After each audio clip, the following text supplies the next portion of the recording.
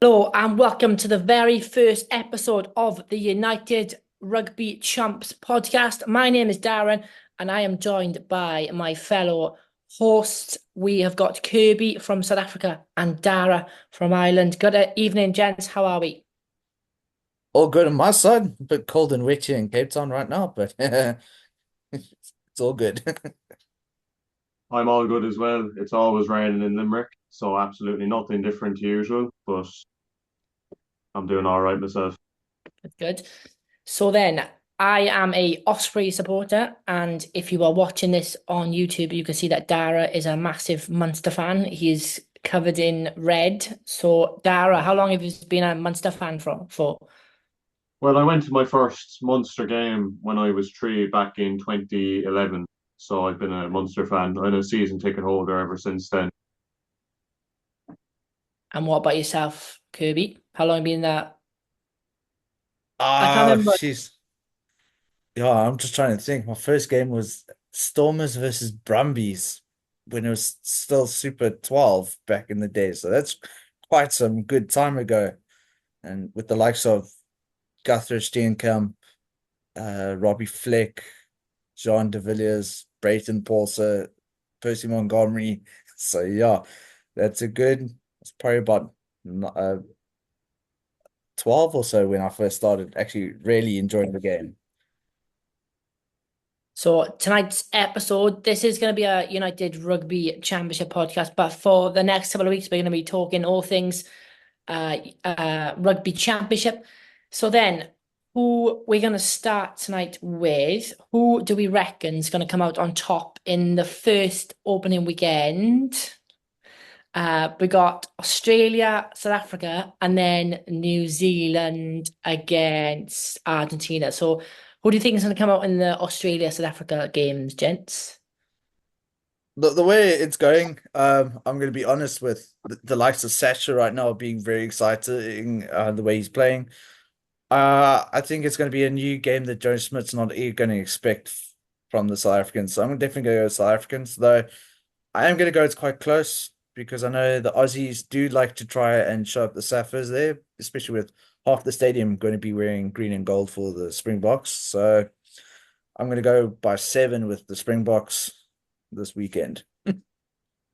Dara, your thoughts on the first game, Australia South Africa? I'm going to say the opposite. I saw a thing during the week that South Africa have actually only won three of their previous 15 games in Australia. And the Suncorp is a place that South Africa have really struggled at the beginning. I think Australia get on top, but if South Africa are to win, I think they'll exploit. Oh, Yep. have we lost him? I think he has frozen. Oh, nice. There are guys. That's for he's gone already. 5 minutes in and we've lost him already. So we'll What the? Oh, carry on. Oh, there you go. He's back. He's oh, back. he's back. Oh, sorry, that's my internet. Yeah, I was saying that I think that the Aussies will just nick it because they have a great record against South Africa in Australia. And South Africa particularly struggled at Suncorp Stadium in the past. I think Australia, the one area they'll have to improve is the maul. Wales really targeted that throughout their two-test series, but I think Australia will have got on top of that by now. I think it'll be extremely close. There'll be a kick in it. I think Australia will win by 2 points. Uh, I I can't see Australia beating South Africa. I've had a quick look at the teams and I think Springboks is gonna win it, but you never know. You never know in rugby, but prove me wrong. I think South Africa got a great side this weekend and can't see Australia beating them, to be honest, even though it's in Australia.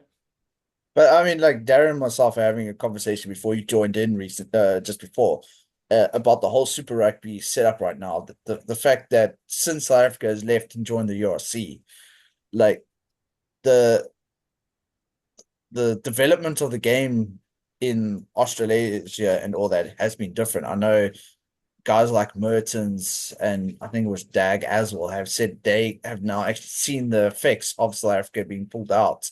The fact that the physicality and everything there. So I don't know if they'll be able to handle the physicality. Um, against the likes of Fiji in the World Cup, you also saw that they struggled against it.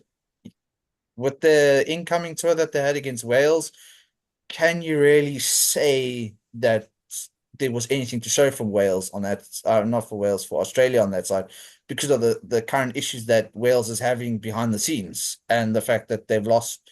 I mean, Lewis Rees-Zammit just decided to pack up and go to the States to go play football.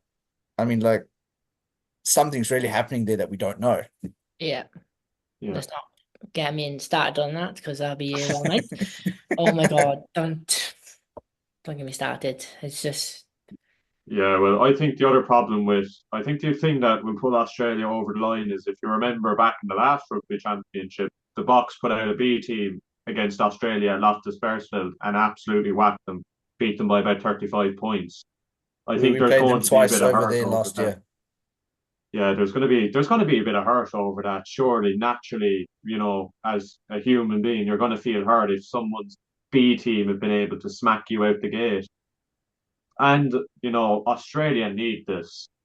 They need to, they can't finish last in this competition again. They have to go away to Argentina twice, which is not going to be easy. Argentina is a typically notoriously tough place to go, especially if they get the crowd on board. I think that they'll put absolutely everything into winning at least one of these tests and then try win one in Argentina and avoid finishing bottom. I think that they have a better chance on Saturday. The Suncorp is more of a fortress kind of in Australian rugby compared to any other ground. And I think South Africa might have that in their mindset already. We might just have to turn up. Whether they do or don't, I can't tell you. If South Africa win, I wouldn't be at all surprised. I just think Australia are going to win one of these tests, and I think that they do it Saturday over the next week because if South Africa beat them once, I think this weekend, I think they'll do it again because they know how to beat them. Mm. then I moving mean, on. Oh, go on, no, go on, go on. yeah, what I don't quite understand with Sanzol right now is the setup of the championship at the moment, where we're playing Australia twice in Australia, and then we're playing New Zealand twice here, and then we're playing one in Argentina and one back here. Like I don't understand the mentality of the setup of it. I mean, I do understand that they like to look at the overall generalization of the players, and you'll probably hear me say this a few times in the future is the way that the Southern Hemisphere looks after the players is probably part of the reason why there's more World Cups down here than there is up north. Yeah. So, Yeah. Moving on to the second game, New Zealand, I think I said Australia again then. New Zealand, Argentina. Who do we think's going to win that game? I'm definitely going to go New Zealand.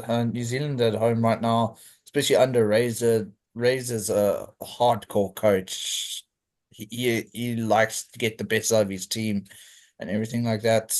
I mean, they're playing in Wellington, and I mean, it's yeah, they're going to push in Wellington to try and get the results that they want, especially against someone like Argentina. So it's definitely going to go again, whether or not it's 12 to 15 points up to New Zealand. It's going to depend on the day. Also, right now you're getting quite a few of the Argentinians actually playing in the New Zealand setup. I mean, Pablo Montero, who's probably one of the best flankers that they produced in years, has been playing for Crusaders for quite some time. Yeah, I can't see a result that isn't New Zealand win. I think that, you had the win in Christchurch 2 years ago. I don't think Argentina are quite at that level. Whether they can get to it again throughout this tournament, I don't know. But going into it, I don't see them, in 2022, they were one of those teams that could beat anyone. I think that the new coaching setup's going to need time. Contepomi's never actually been a head coach. And New Zealand look a bit in transition. They got a bit lucky against England, but I think that they're really, as Kirby said, they're really going to try and push and win these two tests specifically, and try and really put a marker down before having to travel to the World Champions to play back-to-back tests. I think that they've got the players. Argentina, they're kind of experimenting. There's a few names that are kind of new in that squad, including Thomas Albornoz, who's the Benetton fly half, is on the bench. But I think that New Zealand will have too much. I'd say New Zealand by about 12 or 13. Yeah, I can't see more than a New Zealand win, to be honest.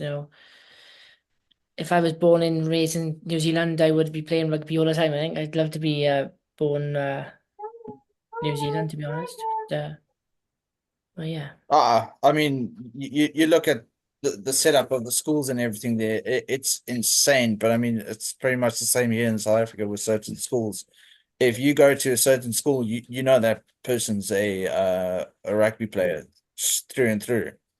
And I mean, I will be honest, those islanders are built differently to a lot, but it's the same things that they say they don't know what they feed the South Africans down here.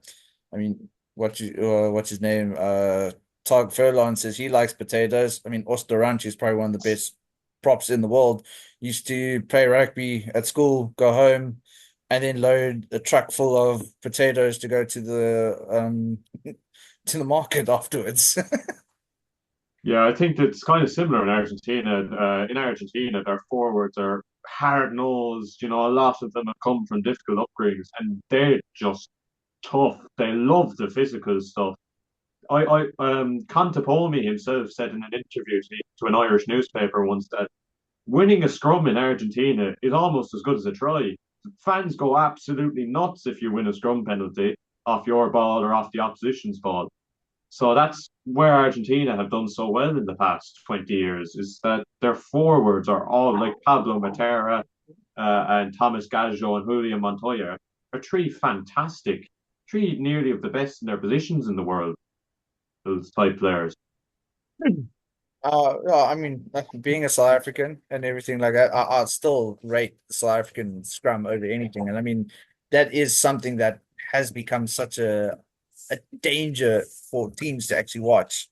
It is a South African forward pack pushing. I mean, with the likes of, sorry, my dog's jumped in. The likes of Matthew Proudfoot, who's been in the international setup for quite some time, has definitely shown. I mean, Proudfoot leaving and now I think he's with Namibia, but went to England. England looked like they had the setup kind of going, but then yeah, the problem is the forwards couldn't handle the physicality from a South African point of view. No, I do. I still rate the South African scrum as the best in the world in terms of there's nobody that can compare with the sheer force of it, really. There's been a couple of teams throughout, like that England team when they won the World Cup, were able to compete with South Africa and New Zealand at scrum time. But overall, if you're taking rugby since the end of apartheid and South Africa's reintegration into rugby, South Africa have generally had the best scrum. But I'd probably put Argentina second generally if you're talking since the mid 1990s in terms of bases level. Very hard to win a scrum against Argentina, no matter where, especially in Argentina. I think that one of the French players that was on this tour was talking. He was a prop forward, and he said you couldn't move them. It's almost like they almost have the whole crowd on them because they get louder at a scrum than any other time. So then, have you both? What's going to sneeze then? Was he going to sneeze? No. No, Um, no. have we all seen the squads for this weekend? Yeah. I mean, I've been paying special attention to the South African setup right now. I mean, I'm looking at the New Zealand one now, Ethan de Groot. Though honestly, I'm probably going to get a lot of hate for this. I do think he's a bit overrated. Cody Taylor, he's a pretty solid hooker. Tyrell Lomax, he's a workhorse. You can't get that past him and everything like that. Artie Sevier at 8. TJ Perinara, I mean, he's one of the legends of the game.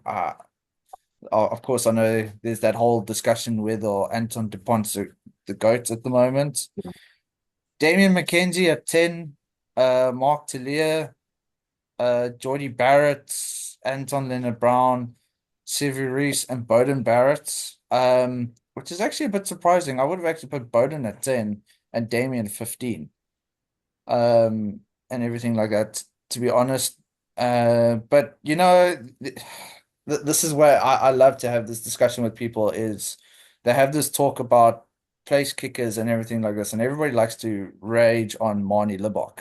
But have you actually been paying attention to the All Blacks kicking performance? It's pretty much on the same par as Marnie Libok, except for Damien McKenzie lately. Damien McKenzie looks like he has got that place kicking ability secured. I mean, they've struggled with place kicking since Dan Carter retired. They haven't had anybody who can actually kick like that. And I think Damien McKenzie has actually given that stability with the tee. So we shall see. But I would have still played Damien at 15, which he has played plenty of times, and left Bowden at 10. Yeah, I think the one thing that New Zealand have never quite had compared to some of the other nations, they've never had a really long range goal kicker. Anyone that you could say, oh, we're in their half will score. They've never had a Francois Steyn or, someone like that that could knock it over from 50, 60 yards, 50, 60 meters out, which is why they've never usually needed it because New Zealand side, especially in the past 15 years, has usually been good enough that they could beat anyone on tries and they haven't needed a place kicker really to be 80, 90% accuracy.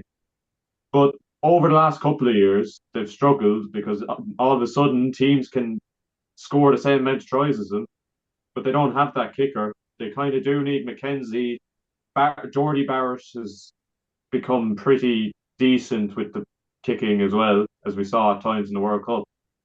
But they've never really had the long range kicker that a lot of the Aussie and South African sides of the past 20 years have been able to produce. So we're gonna start with South Africa. Sorry, turn off the light. All right. We're gonna start with we're gonna go through each team, and we're gonna say which player to keep an eye out for this weekend. So we're gonna start with South Africa. I'm gonna start with Dara. Which player are you gonna keep an eye on this weekend for South Africa, and why? I'm going to keep an eye on the number 8, Elric Lowe.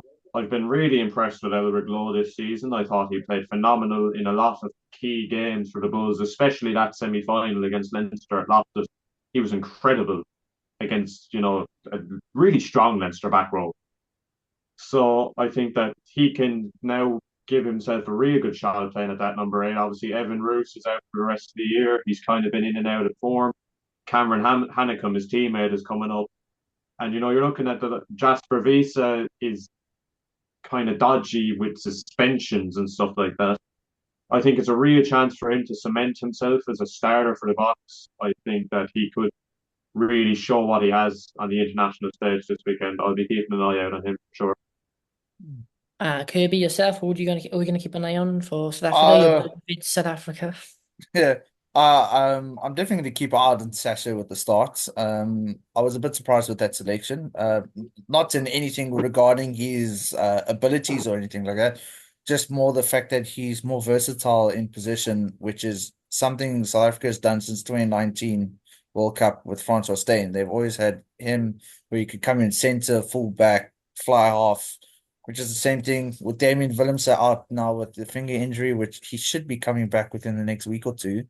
That might be something that we might just also see is a combination of Marnie,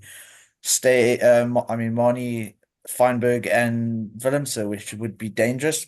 But I think that's probably why they're giving him the starting right now to keep an eye. And I'd like to see that pairing with Reinach, especially with Reinach being able to find those gaps and take them quickly, and Sasha, who's also quite quick on his feet and can dance around as well.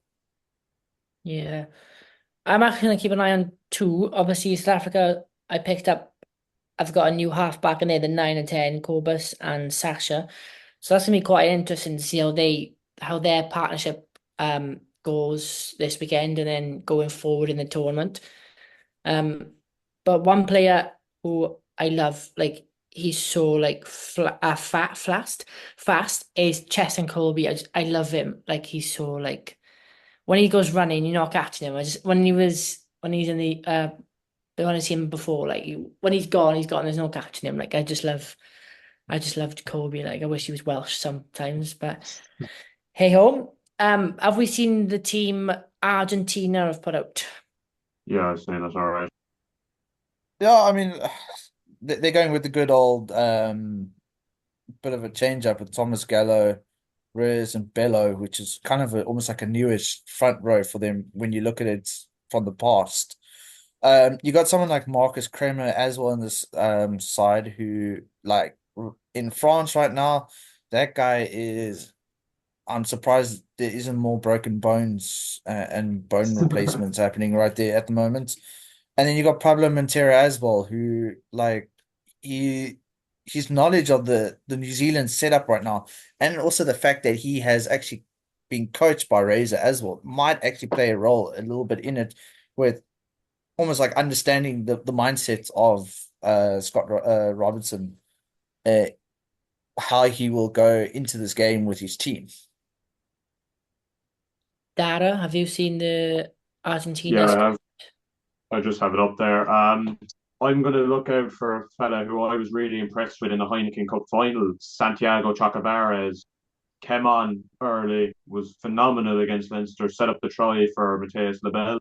He's played really well in France over the past year. He played well at the World Cup in Japan.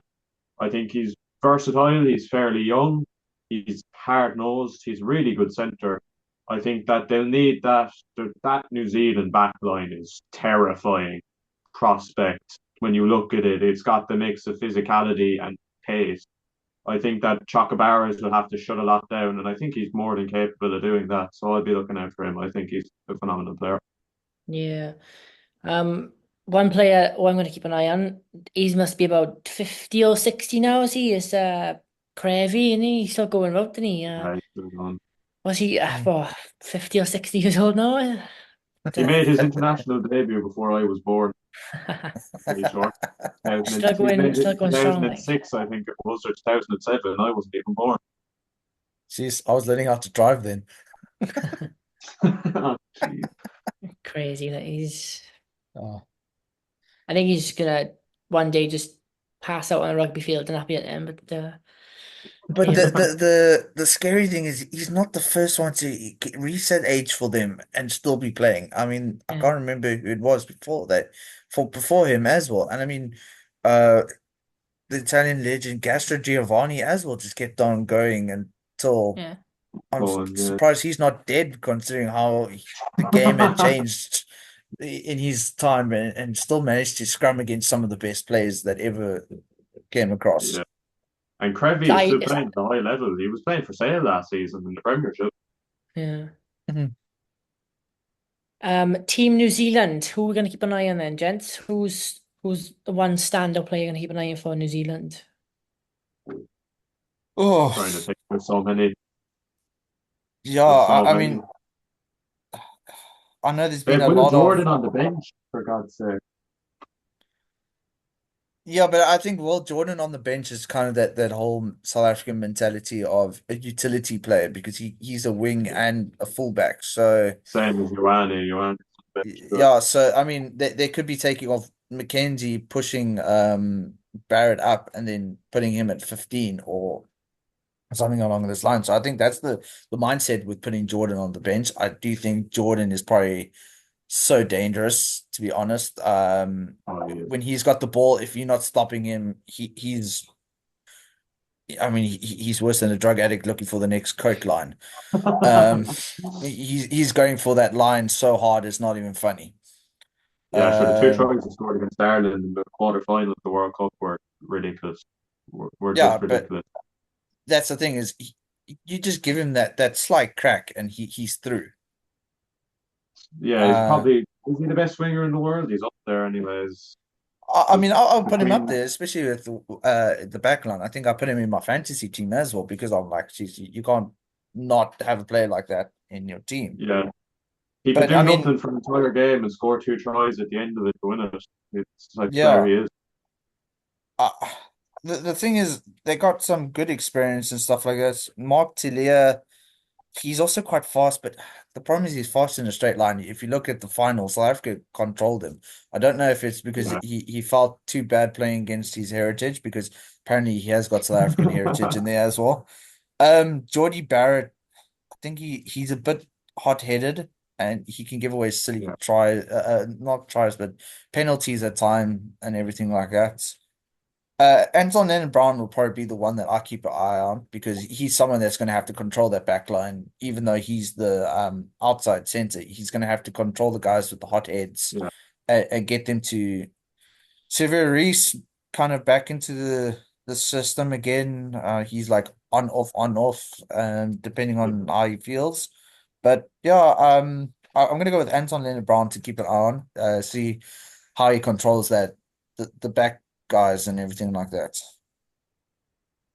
Yeah, I'm gonna get onto it in more detail now after we speak about Australia. But I was quite interested to see that Anton Brown was starting instead of Rico Ione. Obviously, I don't know. I read something earlier, like briefly, why he was bench, but um, but I'm gonna keep an eye on Cody Taylor. I reckon. He seems good to run the park, good scrummager. I think. I know 1 to 15 looks scary, doesn't it, for Oh, it does. Zealand, Yeah. but especially that back line, like you said. Moving on then, Team Australia. We're gonna change it. Kirby, what's one player you're gonna keep an eye on from Australia? Well, the one thing I'm going to be honest that doesn't surprise me is the fact that Nick White isn't in the team. Considering the last time we played against, and Faf de Klerk broke his face by just Oh, touching. horrific injury. Yeah, Career-ending horrific injury. injury, that one. I still remember seeing a TikTok video of a South African supporter walking past and going, "Hey Nick, I'm glad to see your face is back to normal." Um, the one thing I'm going to keep a prior eye out for, probably because he's a bit of a hot head, especially when it comes to even Ed Smith, is Alan Alatoa. I mean, there's still that picture going around. Eben look like he's ready to kill Alan. Um, but I'm more probably interested in the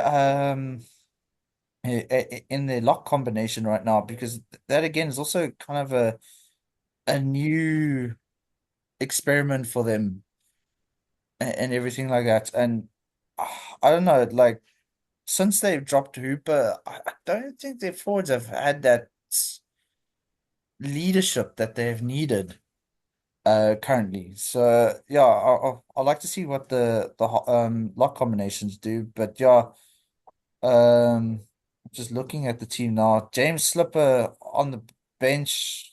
That's probably just because they need someone who's very versatile, to try and go up against someone like Vincent Koch, who Yeah. is an absolute beast. I mean, I shook his hand once and I thought, I mean, I'm not a small guy to most, but just that guy made me look like I was anorexic.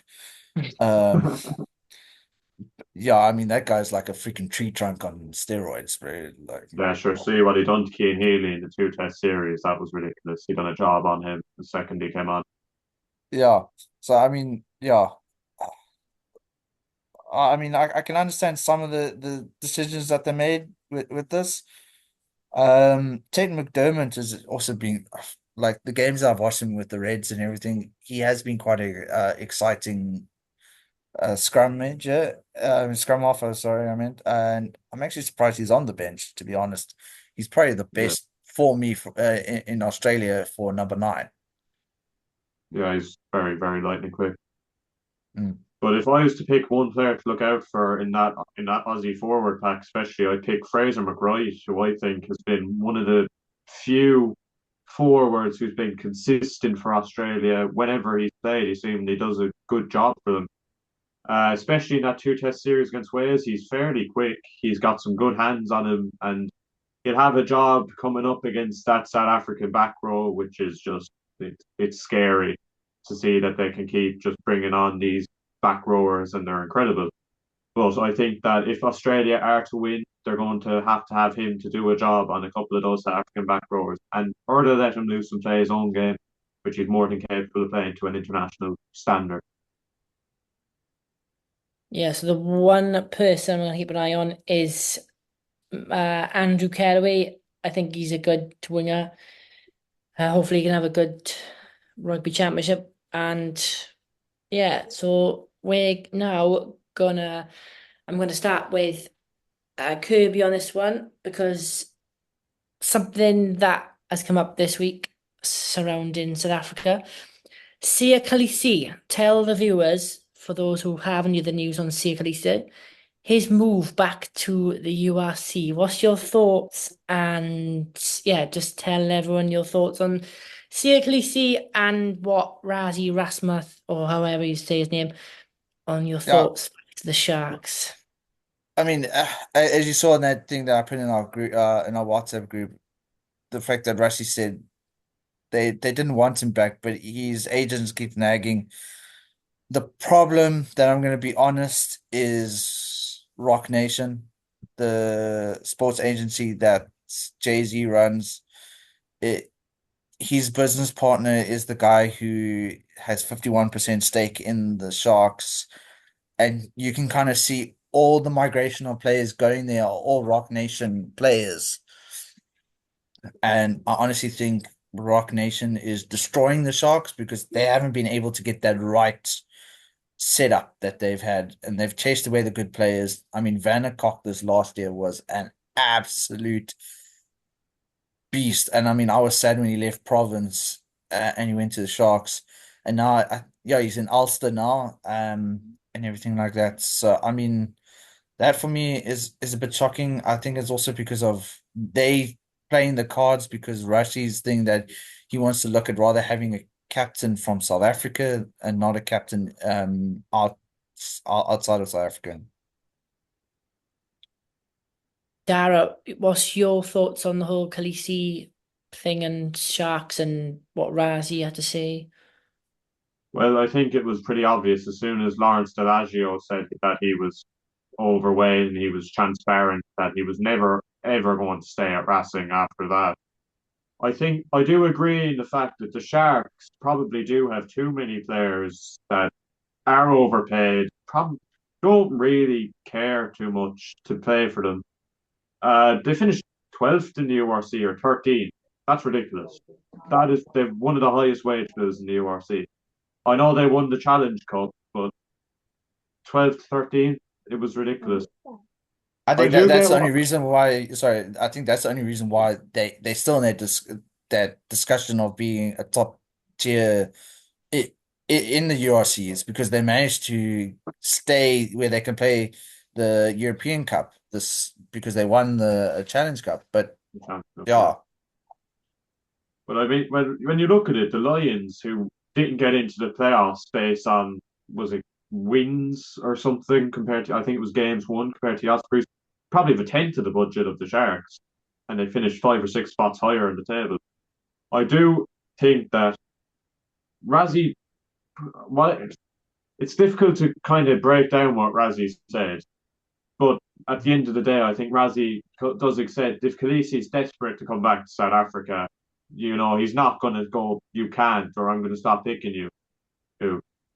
Khaleesi, I never thought of that Racing move as sort of that's where he's going to finish his career, or that's a long term solution. I always felt that was sort of, go there for a year or two, try and make a drive in Europe, maybe, which Racing didn't do this season. They got knocked out of the pools.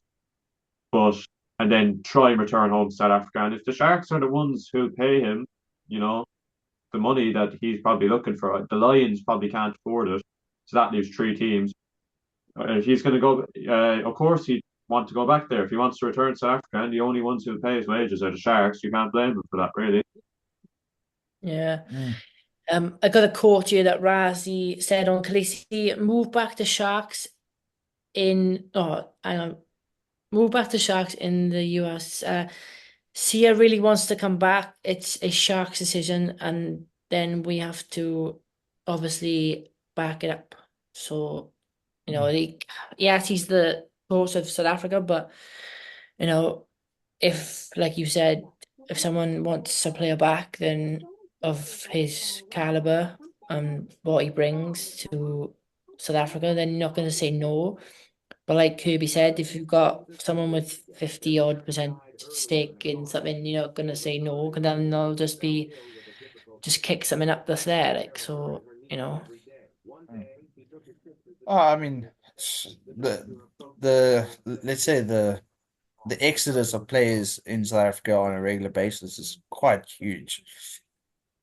And I mean, this is all the way from school level. I mean, I remember a story a few years ago, an 18-year-old kid who was just finishing off school here in the Western Cape, literally was given a full-on scholarship to a university to go study winemaking in France and just play rugby, and everything. I mean, you look at Paul Willemse right now, he's probably one of the best locks that even the French say they've had in years.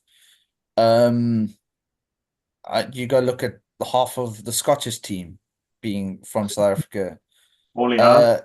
Uh, roughly. Let's go. I'll try to find that picture and get it ready for next week where they show the nationality of the current Scottish squad. Yeah, but I mean, it's a joke I have with some of my friends here in the Western Cape. If we were an independent country and slavery was still legal, we can make a living off just selling rugby players. make the most of it. Yeah, sure. We had CJ Stander as well in Ireland. Yeah, I mean, he's just yeah, he's another one. I mean, there was one claim that you guys had Ollie Cable, Vierpin now playing for what you For call Scotland. it, Scotland. Duhan van der Merwe. Well, I mean, it's almost scary when we, as a South African, look at a squad and we go like, "She's like, it's scary." But I mean, it's not just rugby; it's also in other sports. I mean, Japan Lapiskachny, his brother's Mon and this Labuschagne from Australia, and yeah, it's scary how you look at players and she's, yeah, you South African. What is your thoughts on Scott Robertson's decision to bench centre Rika Ione? I can't say his name, Rika Ione. Ione. And Yeah, and then start Anton Liver-Brown. What's your thoughts? Obviously, we spoke about it briefly earlier, but what's both your thoughts on him dropping someone of I might be biased here and say of his quality, because Scott Robertson said it's a performance-based sport. So is he saying that Ione is out of favour and he's gonna start Brown because he's fitter or more up for this kind of rugby championship more than Rico, or not? I mean, she's that is a bit of a hard thing. I mean, also if you look at Rico Arnie, it's not a sense of, oh, okay, cool, that's a Crusaders player, that's a Crusaders player. So I mean, there's obviously a thought process behind it, and as you said, it's performance based. For me, in the World Cup, Anton Leonard Brown was a guy who put up his hand and everything like that. He showed for me, he showed the true spirit of rugby, especially against a game against Namibia where the guy broke his ankle. And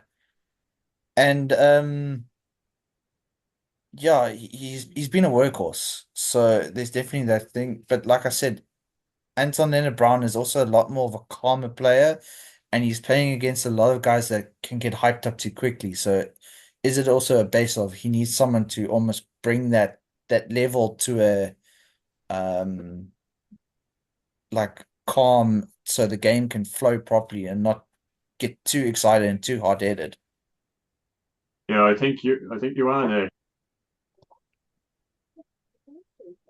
think that Ioane can get caught up in the emotion of games as well. We saw in the World Cup, the Irish game, he did get caught up in sort of emotions of that game, and all that. I haven't seen Leonard Brown do it, and we also have to consider Leonard Brown is a brilliant player. It's not like Ioane is being dropped for some fella we've never heard of. Leonard Brown is really, as you said, stuck his hand up at the World Cup and said, I should be getting selected. So there is always the thought process behind that as well. Maybe it's just game, trying to see new players, new how they fit into his system. Um, as well, like as you said, you do need calm and sort of storm Argentina. It can get very hyped up very easily, and you can get someone that can get penalties out of their hot headedness. Maybe that's another reason why Leonard Brown is being picked over Joanna. Yeah. Australia, Joe Smith on his decision to start Noah Leossi. I can't say his surname, sorry. So if anyone's Australian, I apologize in advance. Instead of Tom Len, I can't say the scrum half. Can't say his name. Or 10. I can't think of Tom Lanny and Ben Donaldson. What's your thoughts? Who would you start in that position, or would you go with Smith's decision to start Noah? I mean, I've been seeing a lot of things where Smith's almost been firing shots at Rusty, and Rusty's just kind of like, "Do your own thing, buddy. Like, it's fine." In that typical song that most Irish people hate, that we've changed the words to, "He's in your head, Rusty, Rusty." Um, I think Smith. I don't know if he's getting caught up in Rusty's games.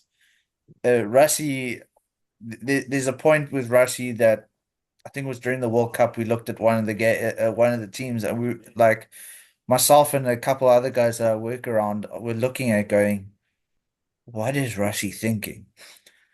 And that's scary when you, as a supporter, are asking what your coach is thinking. But I think Smith's trying to play the same game by like Rushy going, "Oh no, he'll play this player," and trying to throw in a spanner into the works. But whether it works for him is another thing. We're gonna have to see how the chemistry goes. Yeah, well, to go back to the question, I think that I'd agree with Schmidt's decision in terms of try and freshen it up. You've seen fellas during the World Cup, none of them really put their hands up. So you have to try and see, fellas kind of maybe throw a spanner into work because this isn't a guy that South Africa might know what he's capable of. They haven't seen much of him in an international shirt. Or again, Schmidt, is he playing mind games? He done a lot of it when he was Ireland coach. He always loves to kind of throw a spanner into the works and kind of say things. He said during the week that South Africa tend to get refereeing decisions. Was it? I think that was what he said. They tend to Yeah, get so more favorable refereeing decisions. get favor in the with the referee, get a little bit green and stuff, and then Rusty shot back. Yeah, but getting 17 wins on the trot, you have to be on the green side as well. Yeah, but that's what Schmidt does. He used to do it to Warren himself and Gatland used to fire shots at each other during the Six Nations when Gatland was Wales coach for the first time and Ireland. Schmidt was Ireland's coach, so it's just something that he always does. I'm sure that Razzie has seen through kind of what he said, but it's entertainment. It's rugby. At the end of the day, you get a bit of entertainment after watching coaches go back and forth with each other. So I say more of it.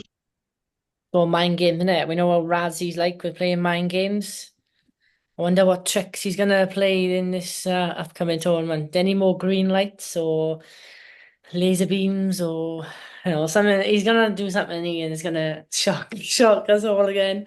What You do you know, the win? lights haven't worked for him once. I was listening to a story that he was telling that he set up the lights and like the yellow switch was yellow, and somehow they got sabotaged before the game while he was coaching those cheaters, I think it was.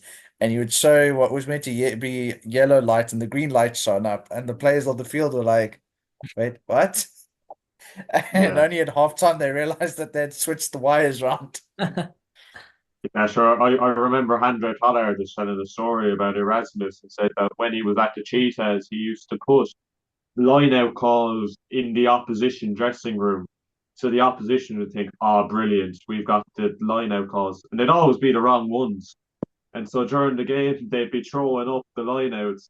But they'd say like the plan for four instead on the sheet, they'd say that's the plan for two and whatever. But it's what he's always done. It's what he'll continue to do. He'll probably do something this tournament. So I don't know. Maybe start throwing pieces of wood down onto the bloody field with different colours on them or something.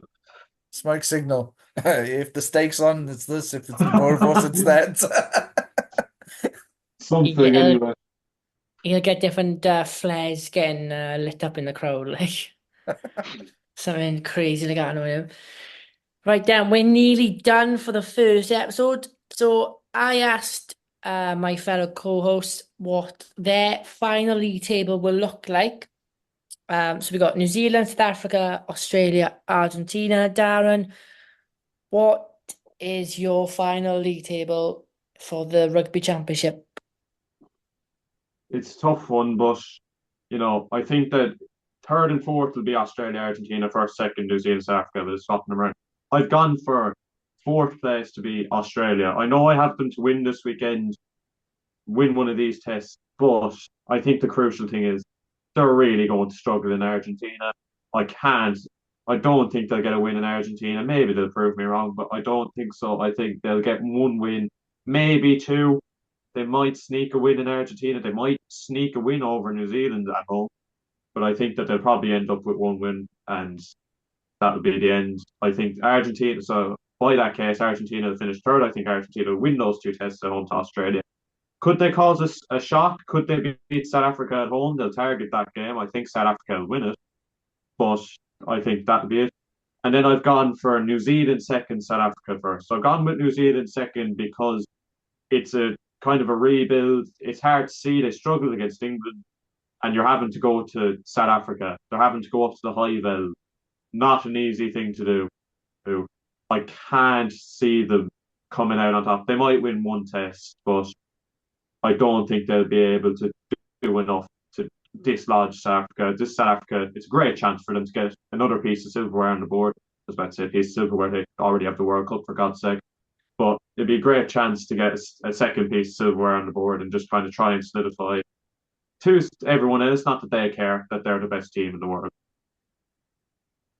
Yeah.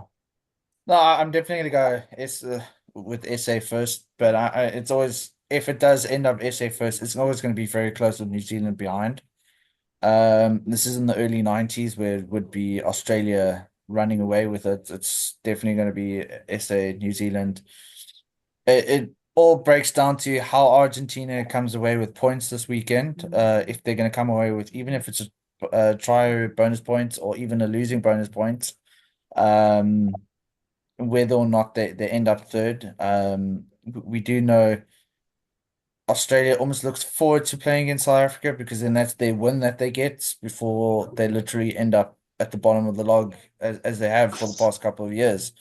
Whether or not Smith brings them out of that, we don't know. But also, I mean, this is the first year after the World Cup. This is a new era for most teams right now. So whether this is Australia that we're going to expect until next World Cup or not is going to be up to what we see this weekend. Yeah, so I've gone New Zealand first, South Africa second, Australia third, Argentina bottom. Like I said earlier, if I wasn't Welsh, I'd be New Zealand. So they're my second team. I love the All Blacks. I just think they're born and bred rugby, same in South Africa, but I've always had a soft spot for New Zealand. So yeah, the All Blacks are gonna win this rugby championship, I think. So yeah, would anyone like to add anything now before we finish, or are we all done? Or I think we all done for today, but yeah, yeah, great for the first episode, I think, and yeah, everything like that. So yeah, looking yeah. forward. Remember, like, Yeah, I Darren. think subscribe, and follow. So I shall I do like a little outro and then go from there, yeah? Yeah. Yeah, no worries. Yeah. So I'm gonna I got it written down here, so I'm trying to memorize it. So yeah, I'm gonna do that now. So this has been Darren, Kirby, and Dara. Thank you for joining us on our first United Rugby Champs podcast. I hope you've enjoyed. We'll be back next week to discuss the first round games. I look forward to the second round games. I hope you enjoyed.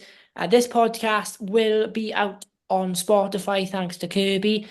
Will be on YouTube as well. We're on Twitter/X at URC capitals and then in small letters Chumps. So give us a follow on there. We'll be back next week. Hopefully we'll have Owen or Owain but we never know. But we'll just crack on with the three of us going forward, I think. But yeah, this has been the United Rugby Champs podcast. I hope you enjoyed, and we'll see you again next week. Thank you and goodbye.